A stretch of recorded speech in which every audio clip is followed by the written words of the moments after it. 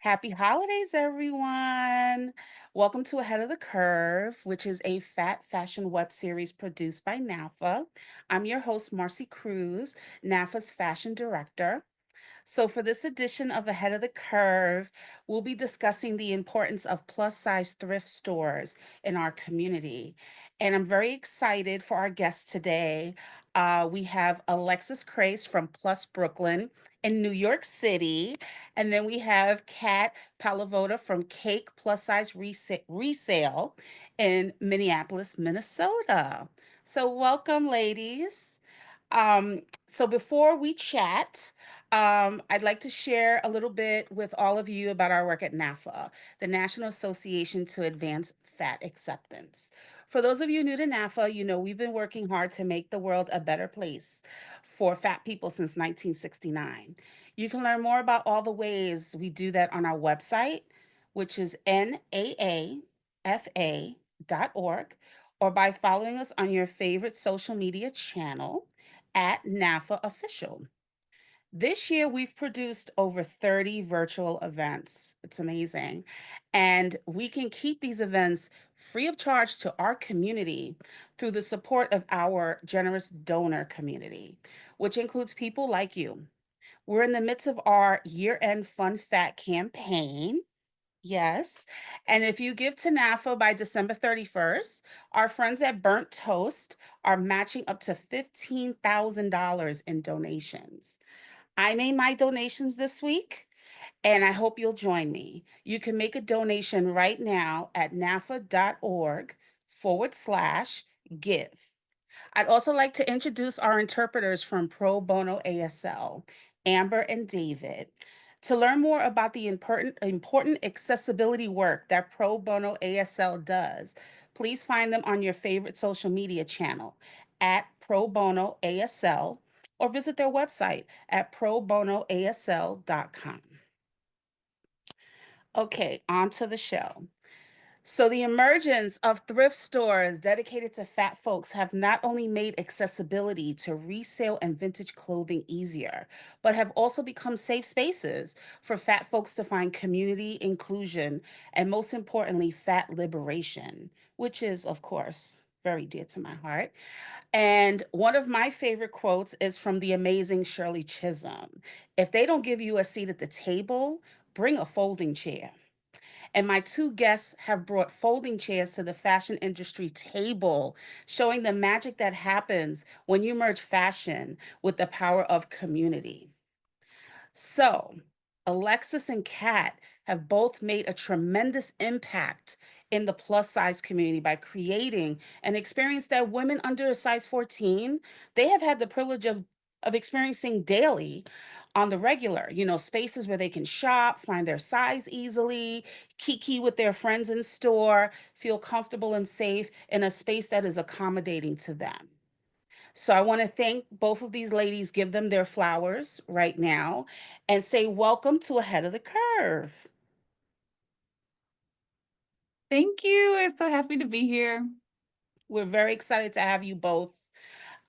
So first things first, Kat, what inspired you to open your own plus size vintage resale store? Was community aspect like a part of your vision from the beginning? Yes, absolutely. Thanks for the question. I started selling clothes online 10 years ago, and it was all kind of an accident at the beginning. I had clothes that I wanted to sell. I thought I'll put them on eBay, because like Poshmark wasn't as widely used back then. But before I did that, I thought, well, just like put them on my social media and see if anybody I know or I'm like, friends of friends, people I'm connected to would be interested in buying these clothes. I took pictures in them because I thought, as a plus size person, if I was going to buy something in my size, I would want to see it on a person rather than just like on a hanger or, a picture of Mhm. it. So I did that. And in a weekend, I made a couple $100. But what was more exciting to me, I mean, of course, that's exciting to me. I am an entrepreneur at heart. But what was more exciting was the conversations I was able to have with people, helping let them know, about the sizing of the things they were looking at, and found that the conversation around clothes really like led into more conversations about bodies, about body positivity, and size neutrality, and fat liberation. And I thought, okay, I think I'm onto something. I want to do more of this. And so, kind of just long story short, I started looking at, finding diamonds in the rough. I was living in New Orleans at the time. I would go to resale shops, I'd find great things, I'd put them on, take a picture in them, sell them on my website. But quickly I learned that I wanted something more in person, for folks to be able to shop, and ended up moving back to Minnesota, where I'm from, to open up a brick and mortar space 7.5 years ago. Wow. We're still in the same space today, kind of itching for something bigger, but still in our little storefront. And yeah, I mean, for me, like the clothes are great, but it's always been about the people. I think there are so few spaces where where plus size folks can shop in a affirming, joyful, like non-judgmental environment. And as time goes on, and as more and more options are just available online, like those in-person spaces centered on clothes get farther and few between, and get less exciting and more like scarce, and the energy is just different. And I want like joy, and abundance to be part of the shopping experience at Cake. And what about you, Alexis? What inspired you to open Plus Brooklyn?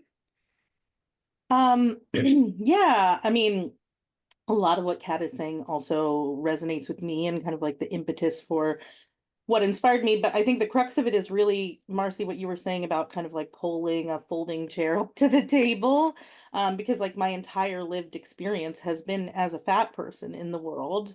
I was a fat kid, I was a fat teen, and I was always trying to make it work in a world that sized me out of fashion options. I remember as a kid, like I was sized out of kids' clothes, and like the only options for me, which now I love, but then I was like, oh, so matronly and awful, were like the Delta Burke collection at like Macy's. Wow. So cool and vintage. But anyway, so Wow. so I learned at a young age to love thrifting because I had to kind of often co-opt a lot of menswear or like find things that I could refashion for myself because I didn't have options. And I moved to New York at 17 years old for college, and I thought for certain I would find community and I thought New York would arguably the fashion capital of the world. I would have an abundance of options. And that was over 20 years ago, but frankly, I was shocked when I moved to New York that were little to no options for me. And so, as I kind of like came into my own and grew up and started a career, I was always seeking that community. And I was, luckily as time went on, there were starting to be more and more options, albeit, as Kat said, largely online. And I too have always had kind of like that entrepreneurial spirit. And so when I was ready, I just kind of was like, listen, like if I build it, they will come. I knew and had connected with a lot of people in online communities, much like this one, that had the same lived experience I did and struggled to find, um, fashion that was uniquely their style and made them feel good and affirming and all of that stuff. And so to answer the initial question about community, like for me, that was absolutely part of it because it was about not just like, obviously, I wanted to have accessible options for people like me, but it was about like finding that connection and creating space for us to, like find one another. And we've been in business now about 8 years. And I feel like, like, okay, fine, I'm a business and like I sling clothes, but like it does feel like significantly more than that. There is such a strong sense of community. A lot of our customers feel like family because it's kind of like we have kind of like bonded together. Like we do a lot of events, like we do a lot of things to bring people together because we have been on the fringes of fashion for so long. We have been a marginalized community for so long. And so there's comfort in, finding that space, much like we have here. So yeah, I mean, to me, that was like what the business was founded on. And I think that people, like what you said about New York City, because I'm in New York, people come visit and they automatically assume that we're going to have a plethora of options, and we really don't. I find I shop more when I travel, when I'm going to other places, like the Midwest, like Chicago. I found like so many things. So it's odd that people swear because we're the fashion capital, but it's like not if you're plus size, you know? So yeah, no, totally. And also, so on that note, I saw an interview that you did with NBC LX Home, and you said something that really stuck in my mind. You said, "We get individuals who come in here and they become emotional. Like we have people who cry because they're so happy that they found things that fit them." And I think that resonated with me. And you know this because I'm a 4X 5X. You know, you're a 4X as well. So as the owner of, and I can't even believe I'm saying this, you're New York City's only brick and mortar, thrift and vintage store in New York City, for plus size customers. Like, how important is it to make sure that you stock a full size range, including above a 4X? Well, yeah, I mean, like I am that customer. I'm a 26, 28. Or like, I mean, whatever. I think sizes are arbitrary. I can wear anywhere between a 4 to 6X on a given Right. day, depending on the brand. Exactly. Yeah. Like, Yeah.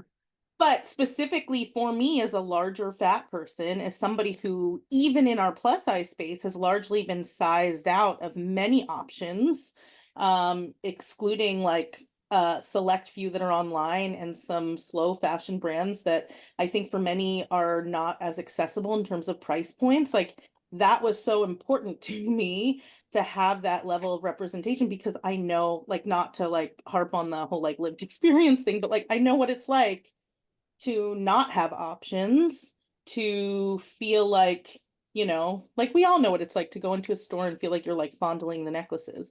And I'm not minimizing like people who are on the smaller end of the spectrum in terms of plus size or small fats, but I will say, both as somebody who has the lived experience and also sees people and customers over the last 8 years come into our store, there are less options for us. There's less options that we get in from 4 to 6X as a resale store. So I think, I have always made a concerted effort to be as inclusive as possible because it's about, making everybody feel welcome and part of the space and, comfortable and having options. And when before I was a full resale store, I used to sell new clothes. Like I used to curate clothing from brands, and a lot of brands stop at a size 3X. Some even stop at a size 20. They do like 16 to 20 runs. And I would have to I would shut down brands and I'd say like, you're pitching me hard for us to carry you here in the only brick and mortar store in New York, this boutique, but I'm not going to carry your brand unless you go up to a 4 or 5X at minimum. Um, and you know what? It's like, even though I'm a small brand with arguably a small voice, like there were people who would bend over backwards to make it happen or do a small size run for us. That's not all the time, but I do think it's important. And there were many brands that we shut out specifically because they wouldn't go above a 3. And I don't want to be, a store that offers sizing only to a select customer, including that wouldn't even fit me. So anyway, that's been something that has been a core value of ours for a long time, but it is much harder. I don't know if Kat, you relate to us. I would say it's the hardest stuff for us to source. And it does go very quickly. The things that are in a 4 to 6X for us. Yeah. Kat, did you want to add to that? I can just validate that same. It's harder to find. The last couple years I've been really proud. We've done really good in our 4X and above varieties, or it's like being able to match the amount of cross sizes. And actually often that means like turning away a lot of the smaller plus size stuff, being more not taking as much of it in, because we want people to walk in and see like, oh, a pretty, even representation across the sizes. But yeah, it's hard. And Alexis, what you mentioned about brands only going up to a 3, that is largely what's kept me from considering new items in our shop, is just that, like, well, there's a few things, but that's really like the biggest piece. Unless you can offer like a true like a size 30, 32, I don't want you. I don't want it. I don't want that brand in my store. And so that is just yeah, with resale, we make, we take what we take. But with new items, it's hard to find that, and it's difficult to try to when we're values, based businesses like we are, it's hard to justify. I can't justify only having up to a 3 in certain brands in store. And I'm glad you said that, both of you, because it's this notion that a lot of brands think that a woman over a size 4X doesn't shop. And what you're saying, is it sells. It's like if you're gonna sell it, they're gonna come, they're gonna buy it. So thank you for saying that, because I hate when people say that. She doesn't shop. She does. Um, so Kat, I also read an interview that you did with the Minnesota Star Tribune back in 2020. And I found it interesting that it said you won't stock culturally appropriative garments or any type of shapewear. I was like, okay. Um, and then you said, I like fashion, sure, but what I really enjoy is having conversations with people about body positivity and fat liberation, which is what you discussed briefly in the first question. And then you said, I learned from my early years in business selling clothes online that clothes are a great way into those conversations. So, can you tell us more about how you use your store as a way to show how fashion can inspire and encourage fat liberation? Sure, yeah. So much there. And I don't always do it right. I hope I do it mostly well, but I want my business to be reflective of like my values and what I want to put into my community. And so that's why, like, we just don't do shapewear. We just don't do it. Like, you can buy shapewear other places. You don't need to buy it at Cake. I also am really thoughtful about, I'm a white lady owning a shop, and it would feel weird for me to have garments that like have cultural significance, patterns that are important, or have special meaning in different cultures, to just have it on the resale floor and let anyone buy it and then me make money from it. That feels weird. So we are really thoughtful about like avoiding like, tribal prints as an example, or like, yes, I guess just generally clothing that has cultural significance, that it just would feel weird for any old person to find it on the rack. Um, and relating to fashion as a way in to conversations around body positivity and fat liberation, I think that so much of what we've been taught about clothes and about how clothes show up on our body is to like minimize things we don't want people to see, accentuate the positive, flatter, what's more flattering. And the language we use around clothes and like what works and what doesn't really um can can highlight the misconceptions we've had, or what, like the garbage we've been fed about how we should be showing up in the world. And so I think the first thing that we do at Cake is we push back against that. We don't like to use flattering, and none of our marketing will ever have anything about flattering in it. All of our marketing is gender inclusive. We're never like, hey ladies, want to look good? Like, no, thank you. Hello, people, you want to feel good in your clothes? Is more our speed. We have in the store, in every fitting room and right at our register, that sign. I'm sure many of you have seen it. It's from Nalgona Positivity Pride. It's just like, Alexis, you're like, we have it too. It's just kind of tenets about the things that we require in our space. No like gender policing, no comments about other people's bodies, no weight loss talk, those kind of things. And we're pretty serious about it. Like, in our staff training, we talk about, what if someone comes in and is going on and on about weight loss? How do you respond to that? How do you change the topic? How do you let them know that's not the kind of conversation we're happy to have here? Being thoughtful about the words we use, the kind of conversations we lean into. It feels like that can be a really powerful way to be learning and teaching about body positivity and fat liberation through fashion. And then I think the other thing I might highlight is just leaning into the joy around like being a fat person, both in clothes, in life. We also do events. Our most popular event are fat pool parties that we do every summer called the Fat Splash. And that feels like a space, a really subversive space where, you know, fat folks get to be together in a pool setting that has sometimes for many of us been like the source of pain or just been fraught, you know, in our experiences throughout our lives, to be able to offer a space for folks to kind of reclaim that or be around other fat people in a more safe space is really cool. And you know, Alexis, you mentioned, or it was mentioned in that article that you said folks like have sometimes emotional experiences in your shop.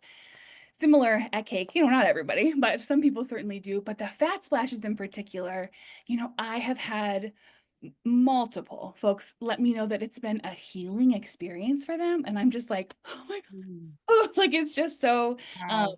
I could never ask, you know, for that to be the situation. That's not everyone's situation. Some people are just like having fun at the pool. But for some folks, it really has a much deeper significance to them. And yeah, so I think that's a way too that we can, you know, yeah, it's about the clothes, but it's about so much more. And not only the way we talk and think about clothes and how they show up on us, but how we think about fat joy as it pertains to the things our shop does as a way into those kind of conversations. Okay. Alexis, do you want to add anything to that? Or did she say it all? Well, but yeah, I mean, we actually experience we experience a lot of people that are at every end of the spectrum in terms of where they are in their body acceptance and or relationship to themselves. You know, we have people who are, you know, extremely involved in communities such as this one and fat liberation. And then we have people who come in and say things, to your point, Kat, that we, you know, try to minimize or prohibit in our space. We also have that now Gona sign, and also train our staff on kind of like how to handle those conversations. One of the signs that we have that we've had to point to a lot, especially because as a store in New York, we have a lot of foot traffic, and we do get people in who may not fall into the plus size category, is that we have signs that say no negative self-talk, because that's come up more than we would anticipate or often like, and we'll like point to it. And sometimes we'll say it jokingly, you know, if like somebody's in a dressing room and talking about, you know, their body in a negative way, and say, hey, no negative self-talk here, you know. And generally people take that really well, or like as, you know, something that feels positive to them. But yeah, um, I think it's interesting that no matter where you are, and you know, like we're in obviously two totally different geographical areas, the same kind of experiences persist. Mm. Um, yeah. I think that's the power of community. And that's what you both bring, you know, in your businesses. So, and it's amazing. So, let's say you know, I mean, I have shopped in a thrift store, but what are some like tips? Like give me one tip that you would offer someone who is venturing into a plus size thrift store. You know, a shopping tip. Just Alexis. one. Oh, Kat, you can go. Go ahead. I'm like, just one? I can't do it. Well, I mean, you know, you could sneak in a second one in there Okay. if you want to. Go ahead. Um, I think it's smart to let size be your guide, not the rule. So, there are you know, brands are out here lying about what their sizes are. And so like at Cake, we put like our sort of translation of a size on a tag if it's not what you would expect when you look at it. But for me, I wear, I don't know, 26, 24, 28, depending upon the day or the garment. I will look through the threes, the fours, I'll touch on the fives, I'll look in the twos. I'll allow myself the opportunity to like start somewhere where I know and then move sideways from there. And not associate any like morality to the size I'm looking for. Nothing's better about me if I'm wearing a 2 or worse about me if I'm wearing a 6. Like clothes are clothes, Amen. right? Amen. Yes. And the second thing I would say is be in the mood to try on clothes if you're trying on clothes. There are some days we don't want to try on clothes. Don't make yourself try on clothes. I always like if I'm taking my pants off, I could try on 10, 20 different pair of pants or one pair of pants. It feels like the same amount of work to me. So like I need to be in a space to want to try, and then I'll do it. And so I would recommend that to folks. Like when you're coming thrifting, if you're looking to buy stuff, be in the mood to try things on. Um, and if you're going to try a couple things on, you might as well just try a bunch of stuff on. That would be what I always like recommend to people. Alexis? Those are good tips. My number one tip for people who like to thrift is always to know your measurements ahead of time. And if you can, and you're so savvy, to bring a measuring tape in your purse. Because Yes. to your point, brands will lie, but your measurements won't. And so you can look at a variety of pieces and pretty quickly size up without having to like so laboriously have to try on a gajillion pieces. Does it have enough stretch to fit my body if it's like this? I mean, some of that stuff, if you're a pro, you can really size up on your own and get a feel for. But I think if you're getting started, it's a really great idea to know your measurements and carry a measuring tape. It just makes it a lot less painful. You have a lot more ease in kind of sizing up what's going to work for you. And yeah, it makes the process, especially if you're, in stores like ours, we've curated a lot of stuff and made it easy for you. But if you're walking into like a Goodwill or something where you really have to sort, that's like a whole animal in and of itself. So I think having that kind of mindset, organization, a measuring tape really, really helps in those situations. And then the second tip that I would give, and that I feel like has changed the game for me personally, and so many people that I see walk in our door, is to try and have an open mind in the sense that have a willingness to try silhouettes, garments, colors, like, I mean, the whole spectrum of things that you might not have thought would be a fit for yourself. I mean, obviously, you want it to have some flair, something that aligns with your personal style, of course. But I think I have been surprised at times that there are things that I wouldn't have necessarily picked out for myself, but I thought, let me just like give it a try and try it on. And then I'm like, holy cow, this looks pretty awesome, and it's like one of my favorite pieces. So those would be my two things. Know your measurements, bring a tape, and try and have an open mind to try on things you might not have otherwise. You'll find the best treasures that way. Yeah, and I also want to add about because I shop by my measurements too, because I know these brands out here be lying. Um, and I noticed that a lot of tape measures stop at 60 inches. And my hips are over 60 inches, honey. Okay. And so I found at Michael's a tape measure that goes up to 100 inches. And I think you can actually find it on Amazon now, but I got it at Michael's for like $1 and I carried it in my purse all the time. So, because I refuse to be defined by a size tag. I refuse. I mean, sometimes I've worn a 20 in ASOS and then Ashley Stewart, I'm wearing like a 34, which I'm like, what? The fits all over the place. So yeah, totally. Great tips, great tips. So as we're entering into the new year 2025, what's next? What's next for your businesses in the new year and beyond? Kat. Ooh, I am currently like thinking through this myself. So here are some thoughts, but no, um, Claim it, for claim sure, it. I'm sure. Okay. As I come to you, our furnace is broken. I mentioned we've been in the same little space for 7 years. We got a little space with a landlord who has been not good to work with throughout this furnace issue. I'm just really itching to be somewhere new. So I think in the next year or two, we'll probably expand to a larger location because we Yes. need it and because I want to really stick it to the landlord. Not that he'll miss me and my money. I think his life would probably be easier without me. But this has really been a nice push for me to think, I think we need to be somewhere else. So I think a new space is in our future.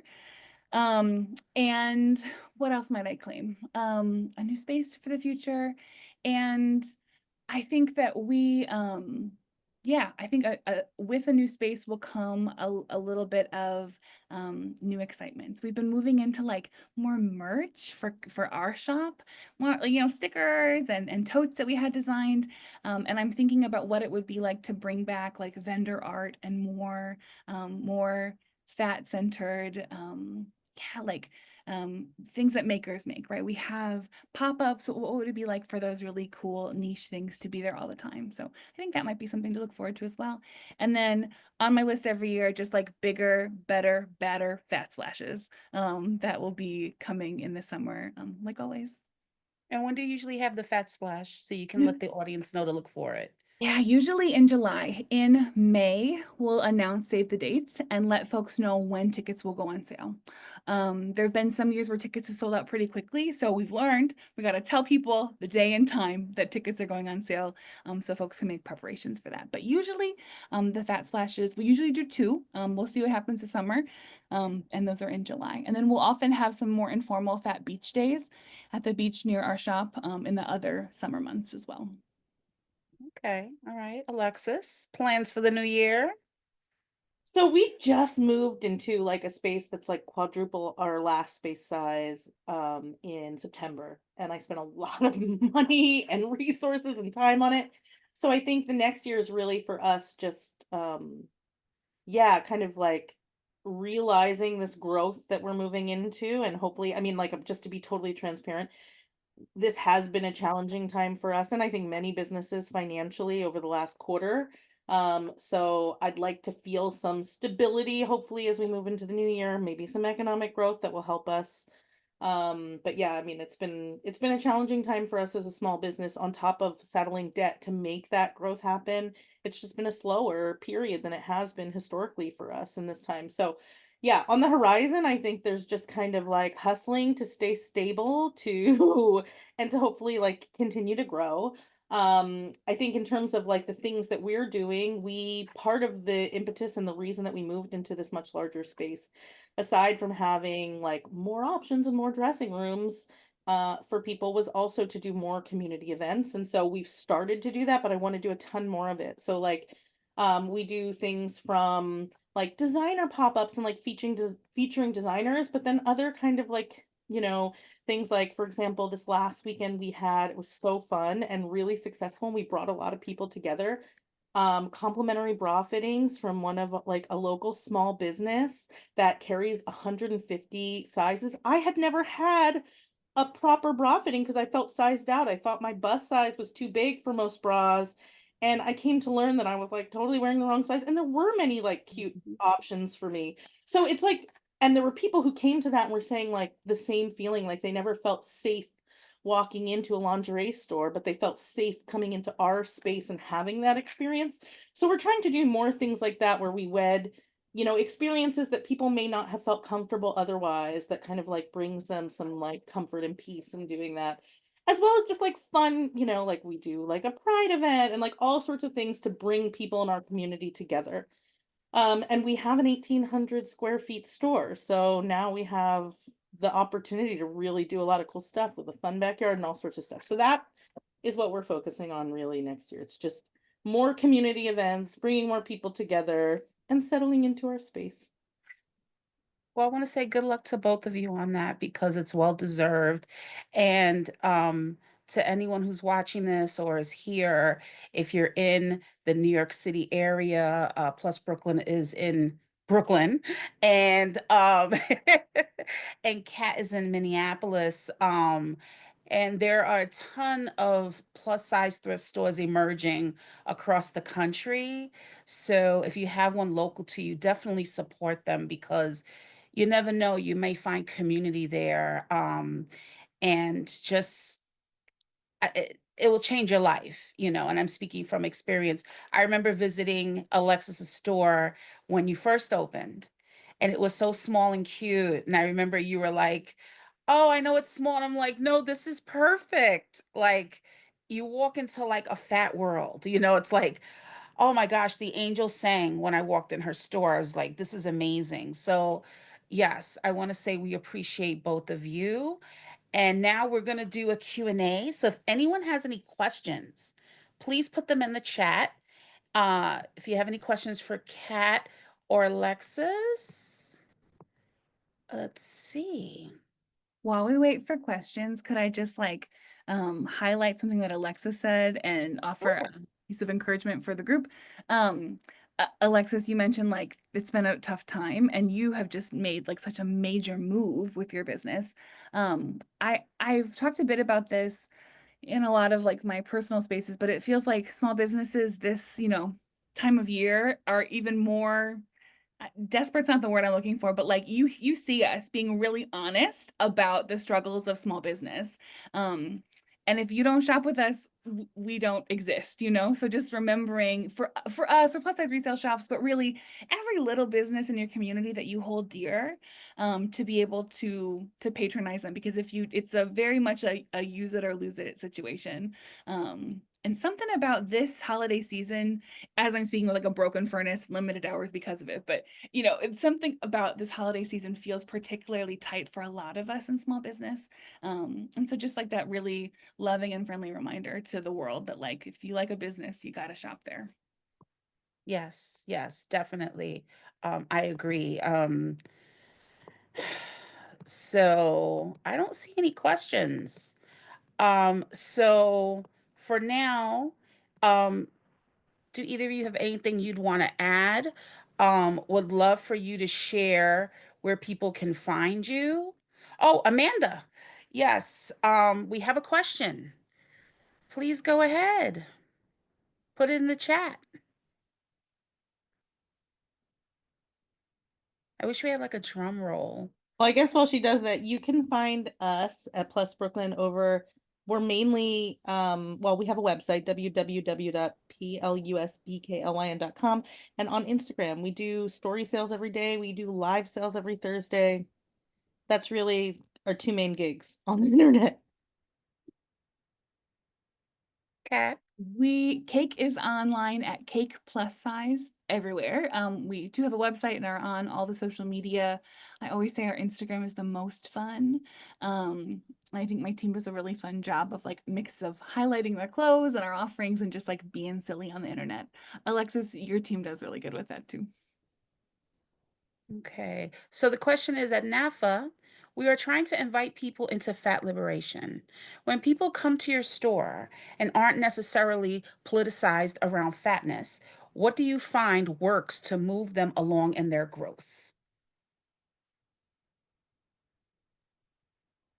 Um, well, we try not to be too prescriptive and obviously like shoving anything down anybody's throat. I don't know what your experience is, Kat, but for us, I find that it's just the experience that we offer. I mean, like, we consider ourselves to be like a really radically positive and inclusive space. Like, one of the things that my staff does naturally, it's not even something that like we've trained people on, but just like is, I mean, they're a really good hype squad and cheer people on. And so I think it's just like creating something that feels radically positive, and those people who come in witnessing what community feels like. Because oftentimes when people are shopping, because we're New York, like, and we have a lot of foot traffic, there's a lot of people around, and it does feel like almost an immediate community, especially now in this new shop we have where we have multiple dressing rooms and people are coming out and saying, like, oh, you look so cute in that.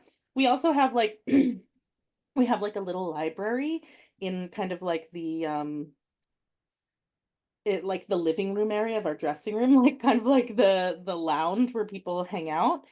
And we have all these like really fabulous books, and one of them was it's a book called Land Whale by Jess Baker that somebody picked up the other day, and it was obviously somebody who I felt like was really new to some of these ideas and was like brought it up and was like, "Oh my God, I have to go buy this book for myself. Like, this is so true. Like, I can be fat and healthy." And I was like, "Well, yeah, totally." But like, I was so excited. Like, even though to me, that's something that I was like, "Well, duh, of course."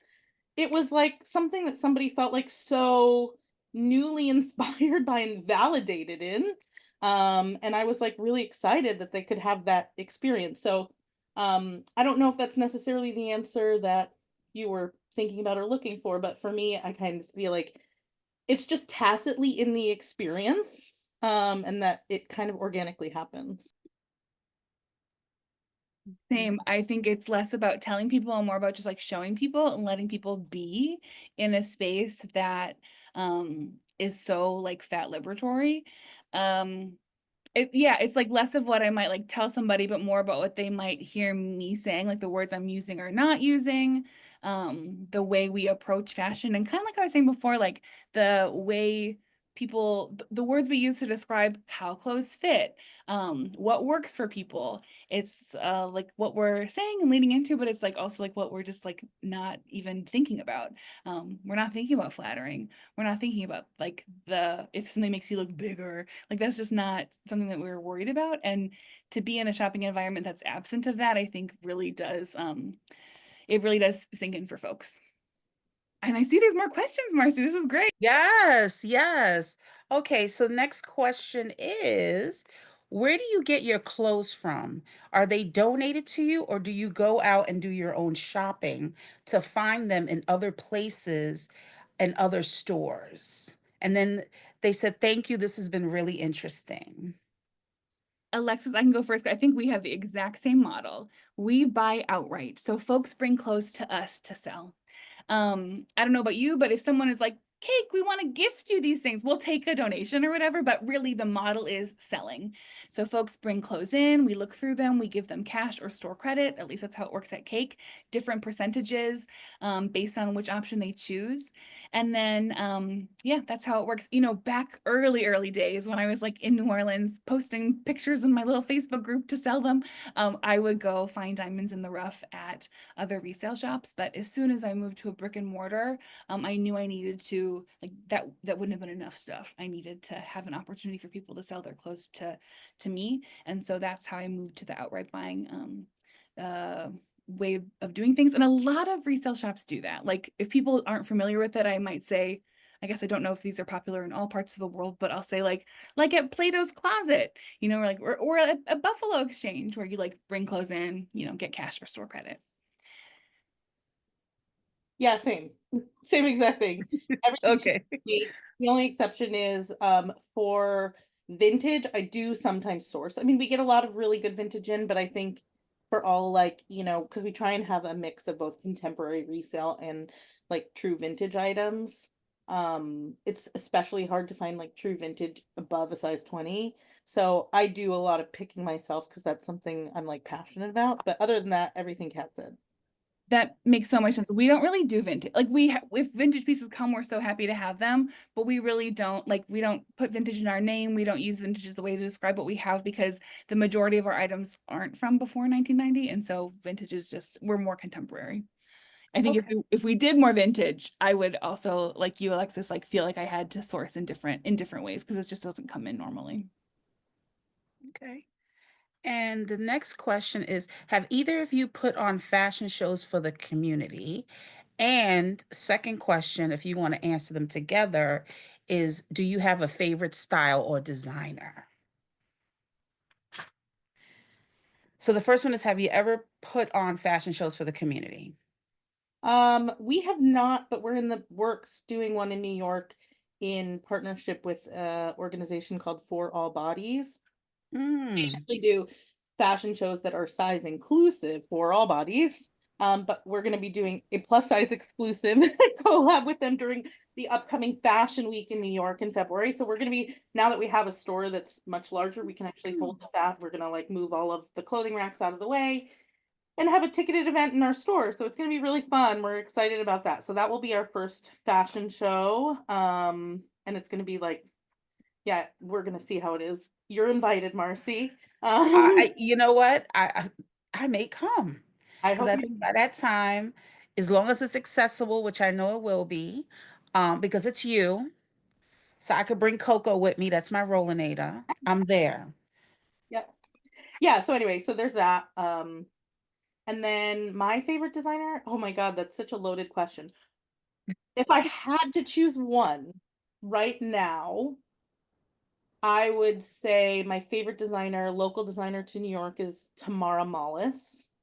I love her stuff because she's size inclusive. She started out plus exclusive, now she's size inclusive, but she goes all the way up to like a 34 and her sizing is very generous. Like even like I feel like it fits larger. And I just love her aesthetic has always been like so fresh and young and cool. Her price points aren't super like as accessible.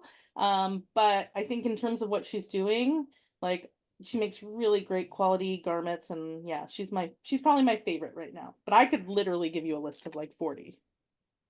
Oh, okay, we have to talk about that. But yeah, I agree. I love Tamara Malice. I'm trying to get her on the show. It's not been easy because she is a busy person, but yes, amazing. Kat, Sure, I fashion think, shows. Have you put any yeah. fashion shows on for the community? We have not put on fashion shows, but we're often asked to be part of fashion shows. Um, for better or for worse, I often think that folks in the community are like, we need plus size representation. What do we do? We'll get Cake to come and bring people, I guess. Which I'm glad they're asking us, but I wish that there were more, there's more representation always than just us. Um, like for instance, our local Planned Parenthood always does a fashion show every year, and we contribute clothes, and then also sometimes folks that are associated with us, like one of our managers at Cake often models for that show. Yeah, a lot of like, just community events that are doing something fashion related will often ask us to take part. So that's been cool to be included in those. Yeah. Um, and then for me, one of my favorite designers is Jabri. Just Yeah. something about those silhouettes. I cannot get enough of them. They're like they Yes. are silhouettes that like have a lot of belt, like a lot of wrappy belt, and then like a very cool like um kind of cascading baggy pocket hip. And it just is a silhouette that I love. So yeah, I too have a lot of designers I enjoy, but I always reference Jabri when I have to pick just one. Yes, the designer of Jabri is Jasmine Elder. She's been in the game for a very long time.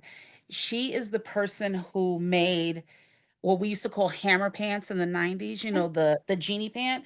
She made them fit us like a glove. A lot of us fat women, fat people, we never thought we could wear those pants. Oh no, we can. She made it possible for us. So yes, excellent, excellent designer, definitely. And Jabri is spelled Jibri, in case anyone wants to check that out. And Tamara Malas, Malas, um, is another great designer. All right, well, we're almost out of time, and this has been wonderful. And I just want to say thank you. I wish you both, happy holidays, a great new year. I hope that both of your businesses do amazing next year because it's well deserved. And just keep doing an amazing job. You know, um, we're grateful for you, all of us, and I speak for myself when I say, like, I really appreciate the things that you do in the community. And as someone who is a 4X5X, I really appreciate having spaces that I can go and find fabulous things that fit me and feel safe and feel like, honestly, like I'm normal, but you know what I mean? Like the world makes us feel like we're not normal, right? We're not worthy of those types of experiences. So thank you for making it possible to say, you know what, you are. You can take space, you can find clothes that you love, and you can have that experience like everyone else. So thank you so much. We all appreciate you. And we appreciate you and the work that NAAFA is doing as well. So the feelings are very mutual. Yes, thank you. So tell everyone well, you already said where we can find you, right? Just want to make sure because we got to make sure people know where to find you. And before we sign off, we want to give thanks to the folks at Pro Bono ASL and Amber and David for providing ASL access. And as I mentioned before, we offer these webinars free of charge to fat community and fat supporters of all sizes. And we're able to do that through the generous support of people like you. To support more programming like this, visit naafa.org/give to contribute. You could also find information on our site about the Campaign for Size Freedom, which supports laws to protect people from size discrimination, as well as our petition to Southwest Airlines to urge them to work with advocates for fat and disabled communities to ensure accessibility for all bodies. So please stop by our site to learn more and sign these petitions today. And that's it. It's a wrap.